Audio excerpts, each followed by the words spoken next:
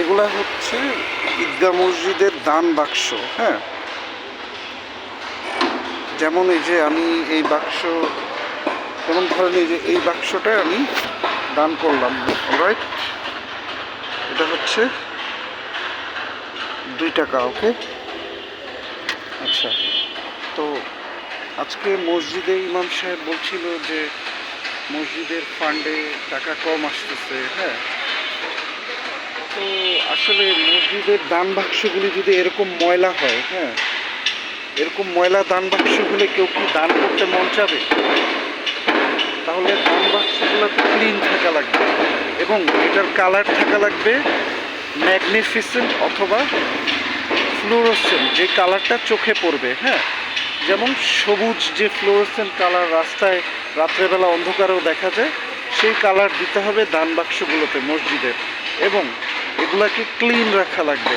তারপরে এগুলার ভিতরে পারফিউম টাইপের কোনো ম্যাটেরিয়াল রাখা লাগবে, যেমন একটা আতর যে কোনো টাইপেরই হোক ভিতরে রাখা লাগবে ক্যাপ খুলে।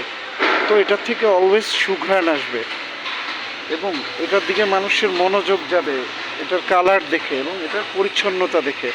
আর যদি মানুষ চলার পথে দেখে যে ময়লা, তাহলে এমনি মানুষের মনে অনেক ময়লা থাকে, তখন মানুষ এটাকে এড়ায় তাড়াতাড়ি চলে যাবে। কিন্তু যদি দেখে যে এটা ক্লিন, তাহলে এরকম করে চোখ বড় করবে, যেমন ডায়মন্ড। হ্যাঁ, তারপরে মানুষ দেখবে এবং দান করবে, লেখাটা দেখবে, এবং দান বক্সে দান সংক্রান্ত হাদিস লেখা দরকার, অথবা ওটার পাশে এরকম কোনো বোর্ড রাখতে হবে যেখানে দানের ফজিলতগুলো লেখা থাকবে। আচ্ছা, তারপরে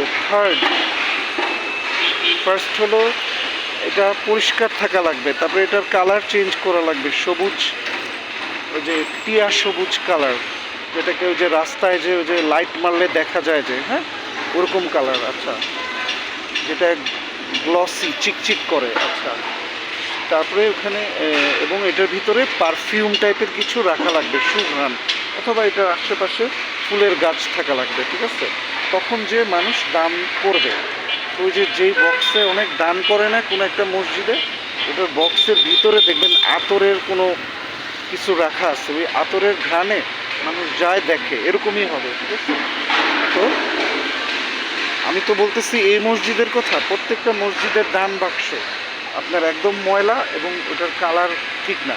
তো আগে আমাদের এগুলি দেখতে হবে। ঠিক আছে, তারপরে হলো আরও অনেক দূরের জিনিস। থ্যাংক ইউ, জাযাকাল্লাহ খাইরান। এই যে দান বক্সগুলি সব ময়লা। হ্যাঁ, তাহলে কীভাবে মানুষ দান করবে? হ্যাঁ,